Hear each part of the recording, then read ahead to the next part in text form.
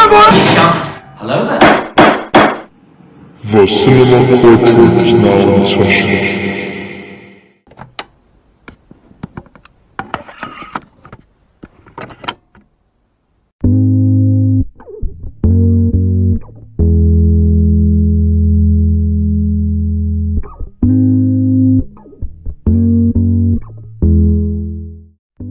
Ladies and gentlemen of the jury, welcome back to the Cinema Courtroom, a podcast where your favorite blockbusters await trial with your host and galactic judge, Makram Mark, presiding.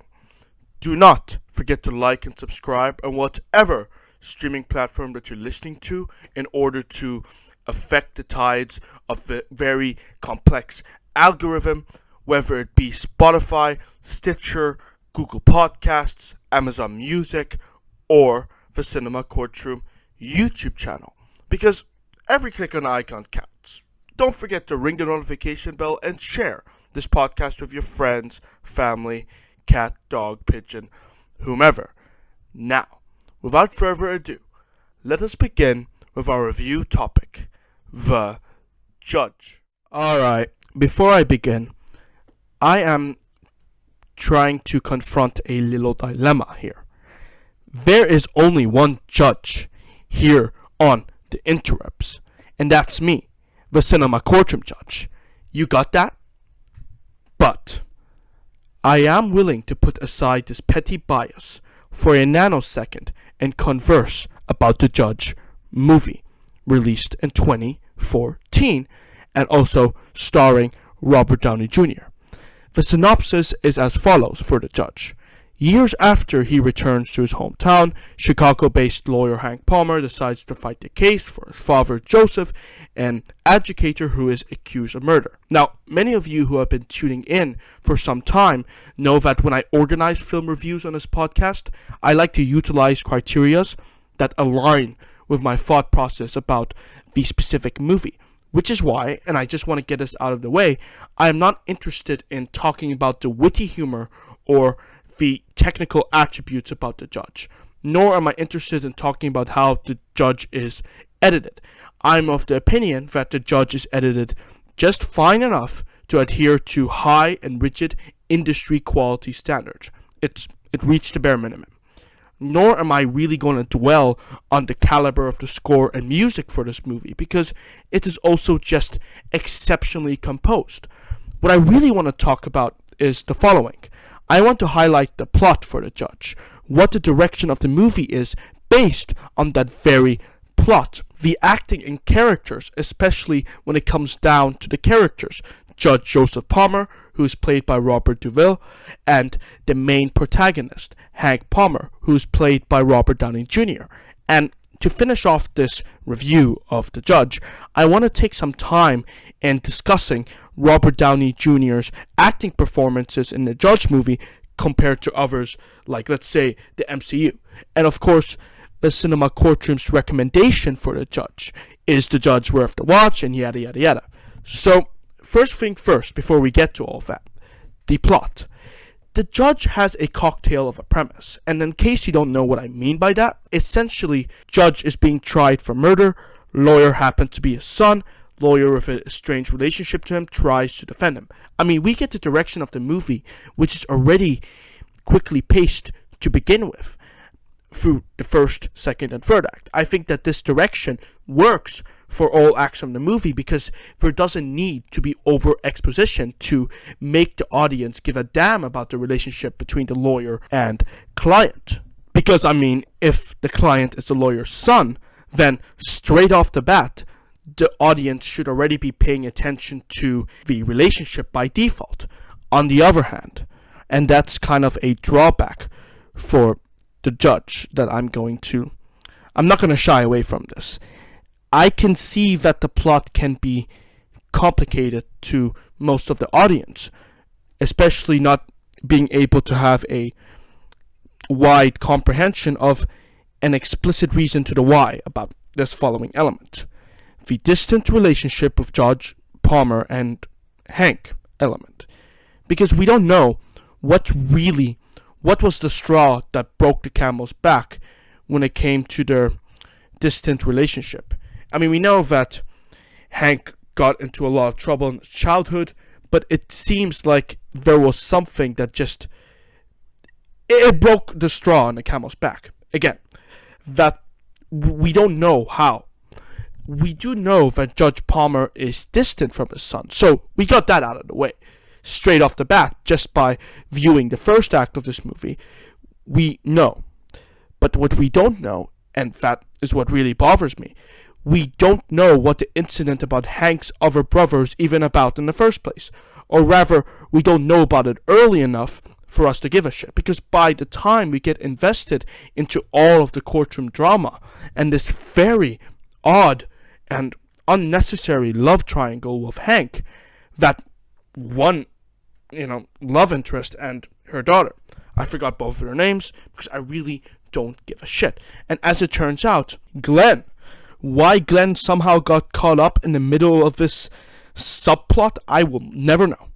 Hank tells his daughter the entire backstory about his brother very vaguely, resulting in the Judge movie not giving us a chance to take it all in, since we're now trying to piece together the puzzle of that complicated backstory plot and what it's even about.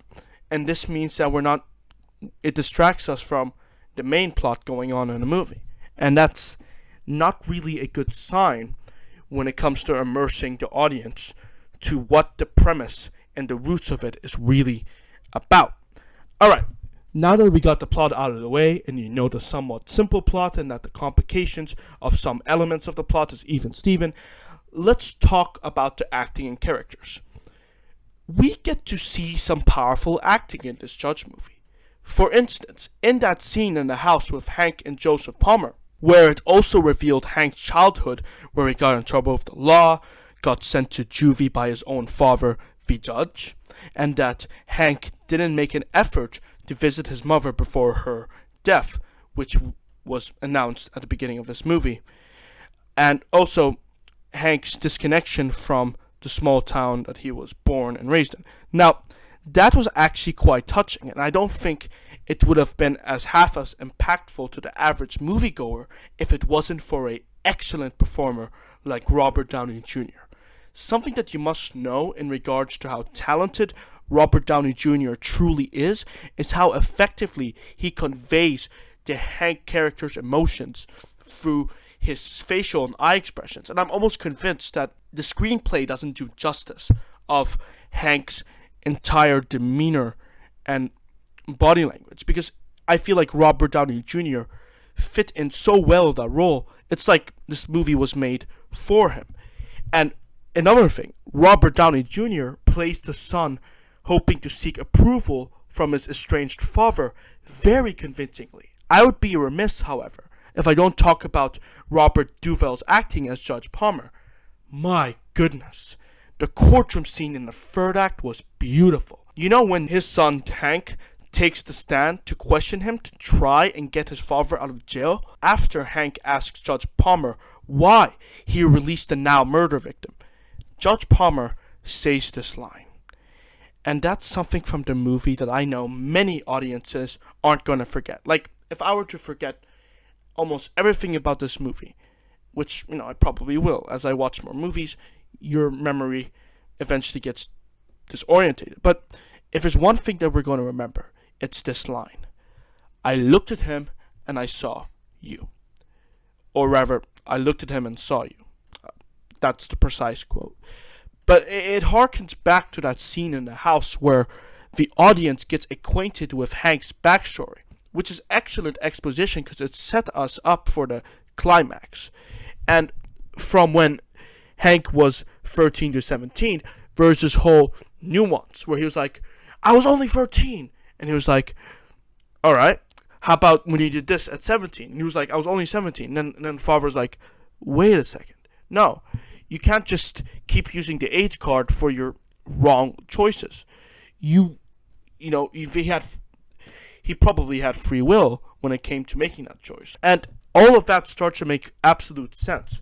There is no denying that what Hank did was questionable. But what the bottom line, and I believe is the thematic undertone of the judge is that the judge has the ability to grant mercy to the criminal or, law evader, however you like to call it.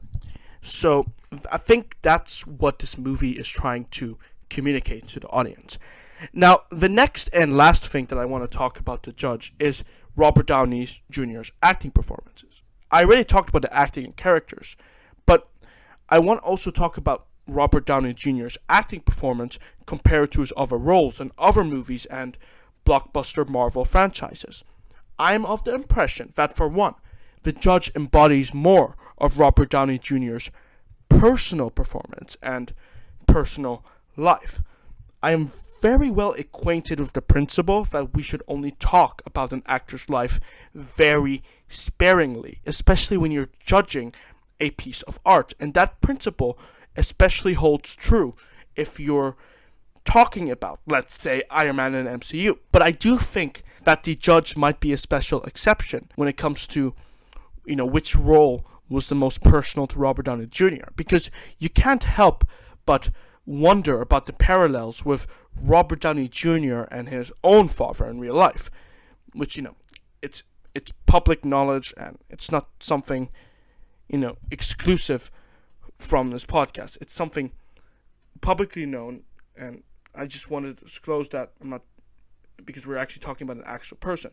And then we see the parallels of that to the relationship with Hank and Judge Palmer in the Judge movie on screen. Hank, just like Robert Downey Jr., had this rocky relationship with his father and made bad decisions in the past that resulted in Robert Downey Jr. going to prison, just like Hank was sentenced to juvie in The Judge. Such parallels make Robert Downey Jr.'s performance in The Judge much more real than, let's say, the Marvel Cinematic Universe. Because unlike the MCU, The Judge isn't based on existing source material, whereas Robert Downey Jr.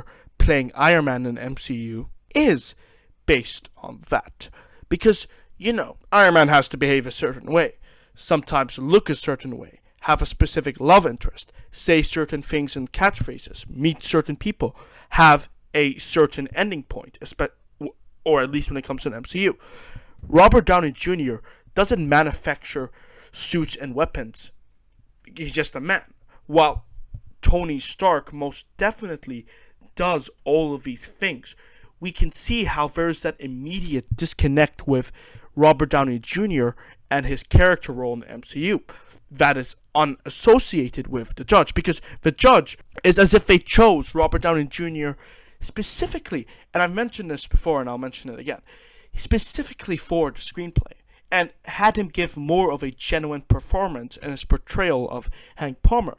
And I am of the opinion that Robert Downey Jr. did an damn exceptional job at portraying Hank Palmer in The Judge. With all of these points down, The Judge's somewhat simple plot, the acting and characters, Robert Downey Jr.'s acting performance compared to his other roles, the Cinema Courtroom recommends The Judge for its touching anecdote of a lawyer and judge that just happened to be related to each other, even though one specific aspect of the plot may be complicated for the average moviegoer to pick up at times. And remember that it is I, Makra Mark, who shall remain your true and only judge until the end of time. Court is adjourned. You may be seated. And now we begin to approach the second half of the Cinema Courtroom show, which is the post-sentencing hearing. What is the post-sentencing hearing? Well, I'm glad you asked. In the first half of the Cinema Courtroom podcast, we reviewed The Judge, which is one of many films that I've selected, old and new, big and small, underrated and overrated, The Broken and the Damned, black, white, brown, orange, pink, and blue. Then, in the second half of this podcast, I assemble all of the leftover topics, just like Nick Fury assembled the Avengers, that pertain to the film industry in general, movie news and movie-relevant subject matters that aren't just limited to one specific movie, and integrated into one post-sentencing hearing list. Think of it as an after-party that is long overdue, where you are invited, or in judiciary terms, an invitation to a retrial in order to rectify an unfair hearing. Because sometimes, like the organic sapien that I am, I find that I've been too critically generous or harsh about a movie. So the majority of the time, I am willing to reevaluate my opinions after a rewatch or two of that particular movie, which means I'm compelled to review it again right here in a post-sentencing hearing. If you listen this far into the podcast, then I salute you for sticking around to the post-sentencing hearing of the Cinema Courtroom show. If you enjoy what you've heard about the judge and what I have to say in the second half of this podcast, if you haven't done so already, I would very much appreciate it if you give this podcast a reshare and like this episode by clicking the thumbs up or heart icon on whatever platform that you're listening on to assist the algorithm. Spotify, Stitcher, Google Podcasts, Amazon Music, or the Cinema Courtroom YouTube channel. Whatever your preference of listening choice is, you will be supporting the Cinema Courtroom, future episodes, installments, and assets. That being said, I salute you in advance for your generous engagement and support, and I hope you continue to join us in the ride to success. In this hearing, we are going to cover the following: Namor being confirmed as a mutant in the MCU in Black Panther 2 Wakanda Forever, Warner Bros. Allegedly involved in window dressing, Now You See Me Free, confirmed, and finally, to finish off the post-sentencing hearing and this podcast episode, the transition of the Armor Wars Disney Plus series to a feature-length movie. Enjoy.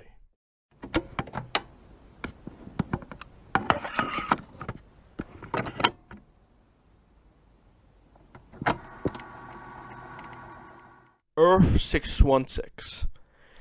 Earth 616 can be very confusing sometimes because while there is the rapid expansion of the Marvel Cinematic Universe, a question that plagues our minds is where on Earth 616 are the mutants?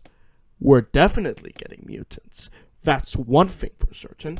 Listen to the podcast segment where I basically talked about the Deadpool 3 and Wolverine update. Logan and Wade Wilson are mutants.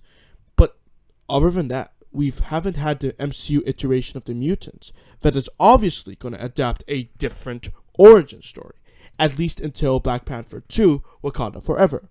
In Black Panther 2 Wakanda Forever, there is going to be the first mutant that will be making an appearance in the MCU. And his name is Namor. In case you don't know who Namor is, he is a character that will make his first live-action debut in Black Panther Wakanda Forever. Think of him as the Marvel version of Aquaman. Namor is a mutant who possesses the ability of developed vision and the ability to naturally survive underwater like Aquaman. You get the picture. Alright, good. This is, to say the least, very significant news for obvious reasons. And it raises so many questions than answers because for quite some time, people invested in MCU, myself included, had thought that the mutants had somehow disappeared or have remained in hiding. In which case, this trope of unknown people isolating themselves from the world is getting cliche at this point, at least for the MCU, because we already had that with Wakanda. The Wakandans want to conceal the Vibranians from misuse, and they just want to preserve, their secrecy. And the Eternals, they haven't really interfered unless deviants were involved. So we've had that, Wakanda and the Eternals. It's getting repetitive. That's what I'm really trying to say. Or now that may no longer be a probability when it comes to mutants having, disappeared or isolating themselves in the world because we have the introduction of Namor. But perhaps, maybe the mutants have never existed. What implications does Namor have to that theory, and also that mutants are nowhere to be found or seen in the MCU? Well, for one, it confirms that there are mutants like Ms. Marvel, Deadpool, and now Namor living on Earth 616. And that is a very compelling prospect. But again, I honestly have no slightest clue where the X-Men fits in with all of these shenanigans. I honestly don't know. So, I mean, is the MCU set in a timeline where the X-Men don't even exist yet? It wouldn't be unreasonable for me to expect that they explore Namor's identity as a mutant and square this question once and for all in the Black Panther movie. Where are the mutants? Whether it be in a post-credit scene for Black Panther, or better yet, Disney has confirmed that Wakanda Forever is set to be the second longest MCU film. I want to mention another thing. It's also, been quite hilarious that the MCU has been a tad stingy in their references to the existence of mutants, despite the reality, or multiverse reality, that Doctor Strange in the Multiverse of Madness showcased the most popular mutants of all of the X-Men and Fantastic Four. Charles Xavier, Reed Richards. Like, the MCU has an easy gateway for them to institute mutants via the multiverse. One would think, why aren't they using such a gateway? It is a risk-free get-out-of-jail card. Why did the X-Men appear all of a sudden? Well, we just head over to the multiverse and brought them over on a field trip to the MCU.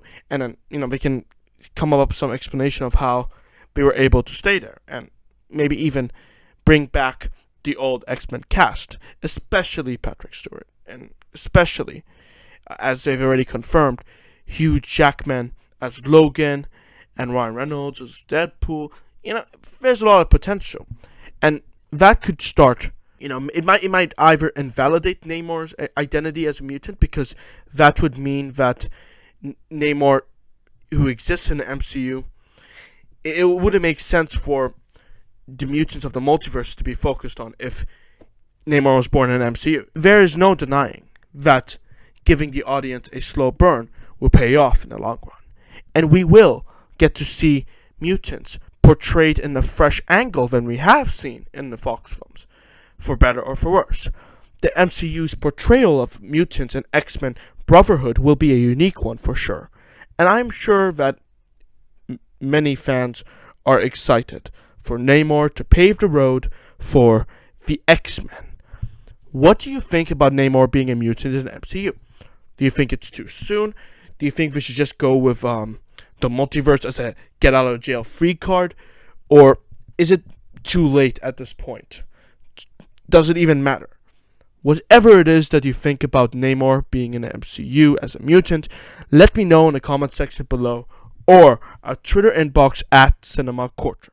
Ladies and gentlemen of the jury, just when you think you've heard it all, now you're about to hear some legal mumbo-jumbo about Warner Brothers allegedly being involved in window dressing. A lawsuit has been issued against Warner Brothers for having misled their shareholders. Now that's something that I would call window dressing.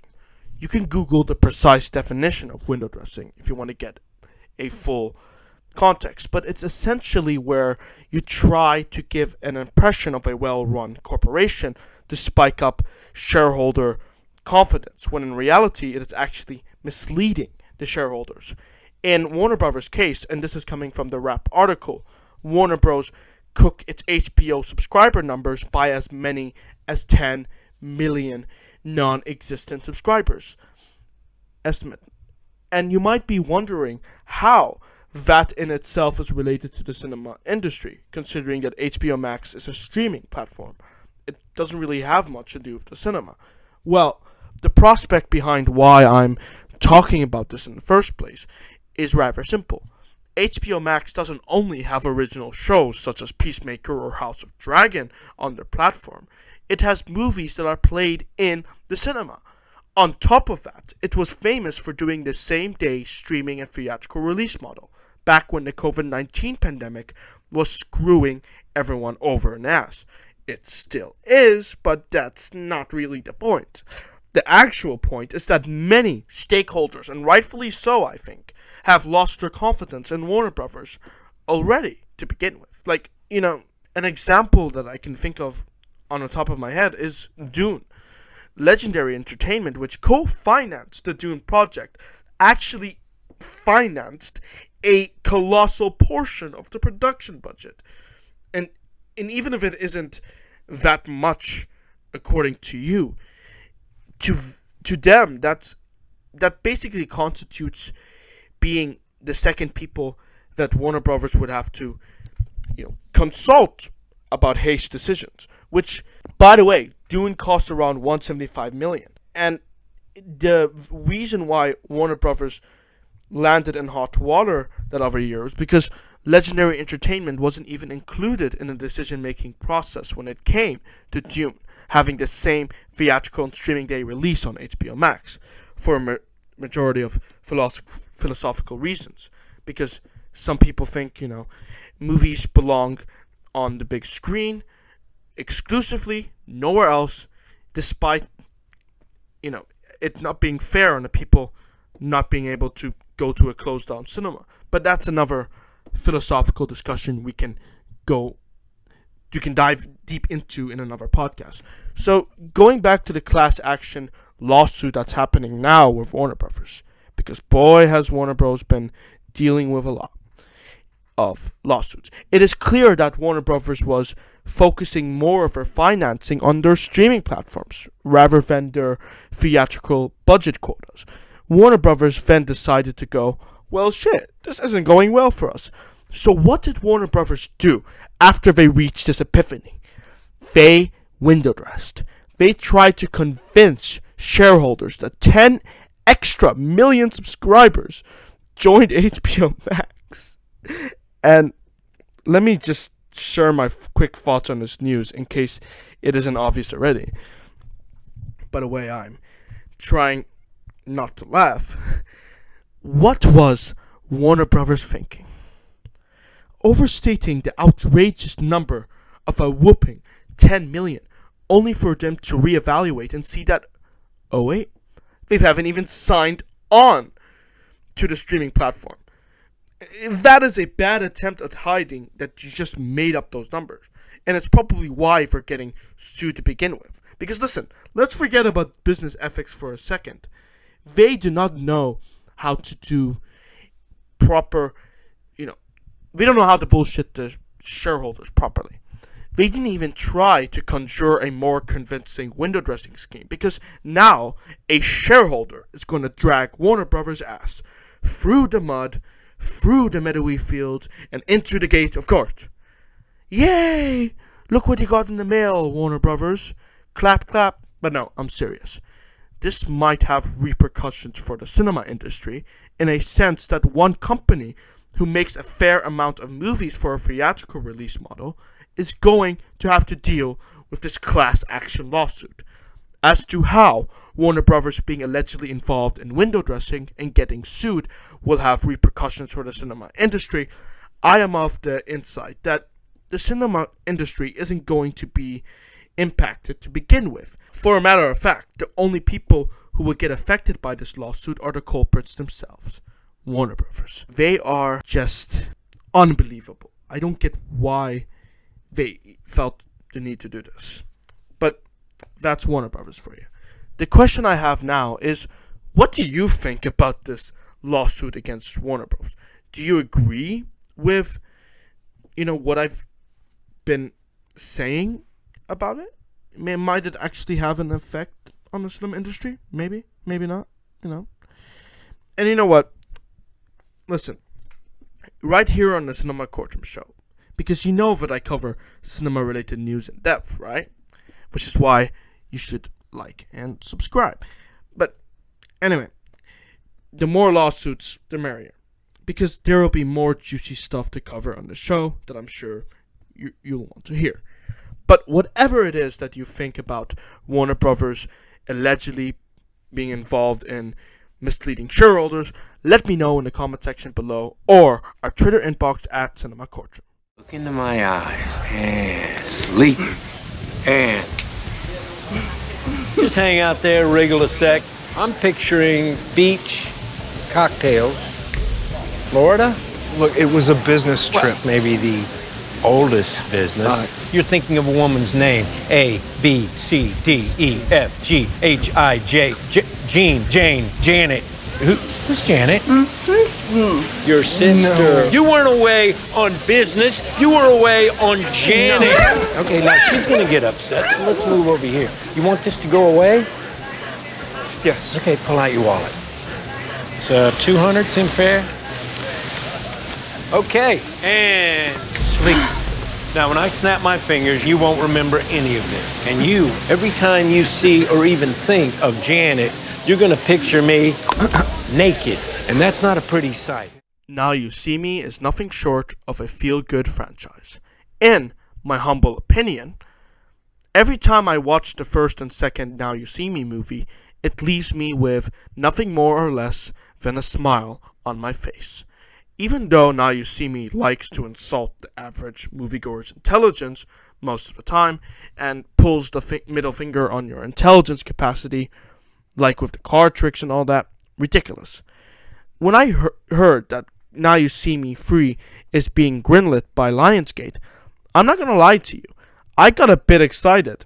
I am all for more twists, magic, mystery, but please, we all know that hypnotism as it is depicted in all of the magician parlors and card tricks are absolutely bogus.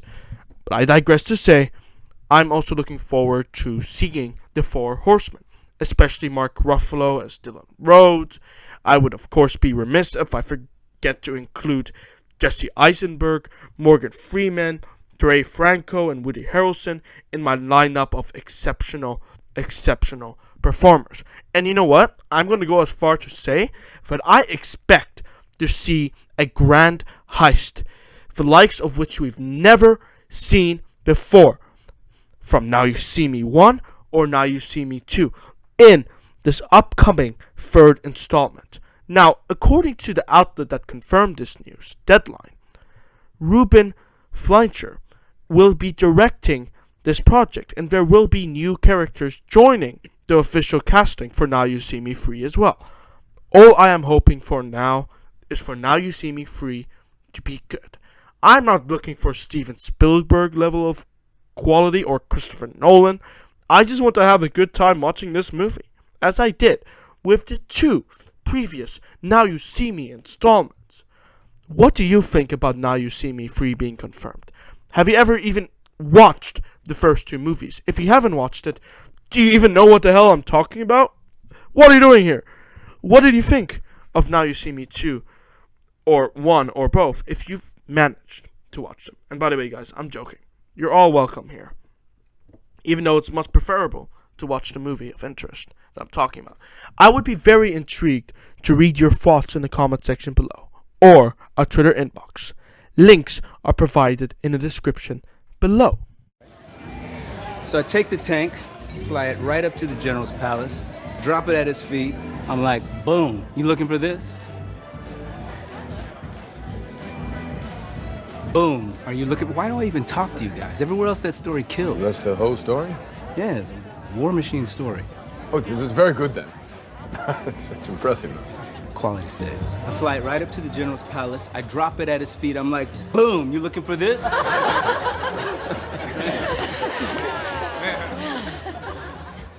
Boom. You looking for this?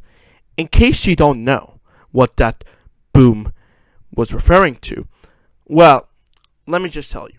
That's a Don Cheadle roadie reference. The real question is, boom, are you looking for a solo movie installment starring Don Cheadle as roadie? Well, you might just be in pure luck. Armor Wars has been announced from being a 6-episode event TV show to a full-on feature film. What an upgrade. You know what this means? Let me tell you what that means. That actually means that I'm going to be able to discuss Armor Wars in a show that has cinema in the name.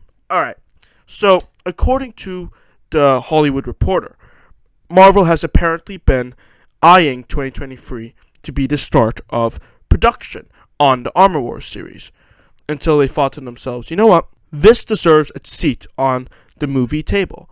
And I think Marvel Studios transitioning Armor Wars from a TV show to a movie is a well thought out approach, considering that, that Armor Wars is literally a secondary Iron Man show, except of course it involves the War Machine character.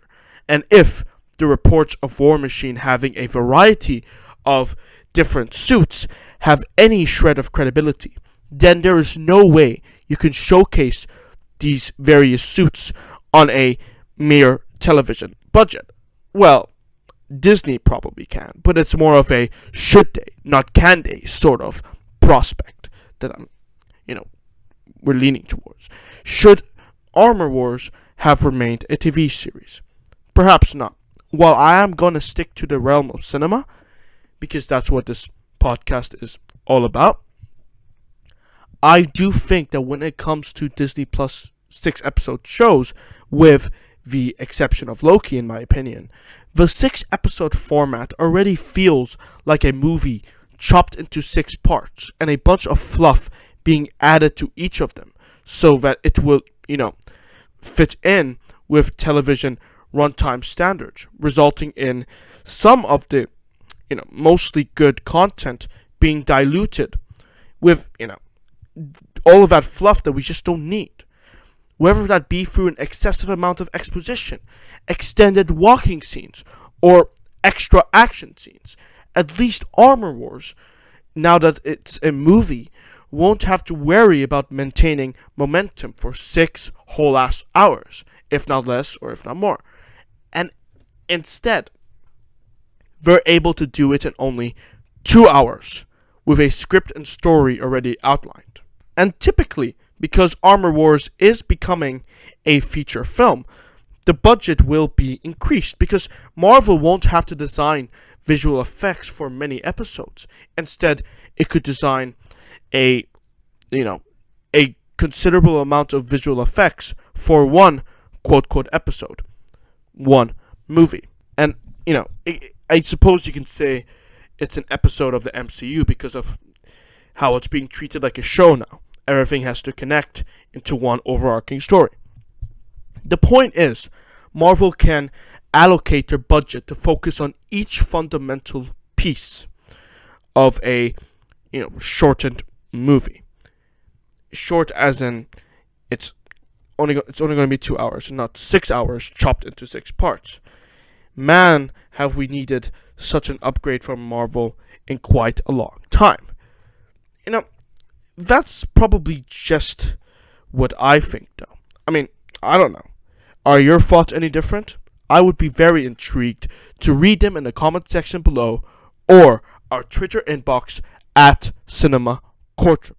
We have now reached the end of this podcast episode. Thank you for tuning in to the Cinema Courtroom Show, where we critiqued movies. I had a lot of fun doing this podcast, so be sure to subscribe if you enjoyed episode 15 of the Cinema Courtroom, just as I do every week in making those podcast episodes. I hope to see you guys again in the next episode, where we're going to talk about yet again another movie. As for what movie it's going to be, as of whether it's going to be a good movie, whether it's going to be a bad movie, or anywhere in between, find out when the next and 16th episode of the Cinema Courtroom Show launches this coming Friday on YouTube, Spotify, Stitcher, Google Podcasts, Anchor, and the Amazon Music platform, where you're going to get all 15 and more of the Cinema Courtroom Show episodes. Thank you once again for listening till the end. I'm your Galactic Judge, Mucker Mark, and I hope you have a spectacular day.